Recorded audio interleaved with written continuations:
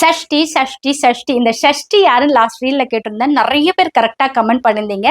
தெய்வானை தாங்க, கரெக்ட் தான். நீங்க முருகர்கிட்டயே விரதம் இருந்தாலும் பவர் ஆஃப் அட்டாமி ஷஷ்டி தேவி தெய்வானை அம்மா கிட்ட தான் இருக்கு. இவங்களோட பல மடங்கு சக்தி வாய்ந்த மூல மந்திரம் பாத்தீங்கன்னா ஓம் ஹ்ரீம் ஷஷ்டி தேவியை ஸ்வாஹா. இந்த மந்திரத்தை ரிப்பீட்டடா சொல்லி சொல்லி 10 வருஷம் கழிச்சு யுவிஸ் பெஸ்ட் கிரியேஷன்ங்கிற சேனல் நடத்துறாங்க இல்லையா, அவங்க கன்சீவ் ஆயிருந்தாங்க. அவங்க சொல்லிதான் எனக்கு தெரியும். இந்த ஷஷ்டி தேவி பாத்தீங்கன்னா சுத்தி நிறைய பூனைகளும் குழந்தைகளும் வச்சுக்கிட்டே இருப்பாங்களாமா. இந்த விரதம் இருந்து குழந்தை பிறந்த எல்லாருக்குமே சுத்தி ஏதாவது ஒரு பூனை கண்ணில் தென்பட்டுக்கிட்டே இருக்கும், கூட இருந்துகிட்டே இருக்குமாமா. 16 வருஷம் அந்த குழந்தையை காத்து ரட்சித்து தான் நம்மளுக்கு தருவாங்களாமா. குழந்தைக்காக வேண்டவங்க மட்டும்தான் இந்த விரதம் இருக்கணுமானா அப்படி கிடையாது. குழந்தை இருக்கிறவங்களும் அந்த குழந்தைக்கு எந்த நோய் நொடியும் வராம இருக்கணும், நல்லா படிக்கணும், தீர்காயுசா இருக்கணும்னு இவங்களை வேண்டிக்கலாம். ஓம் ஹ்ரீம் ஷஷ்டி தேவியை ஸ்வாஹா.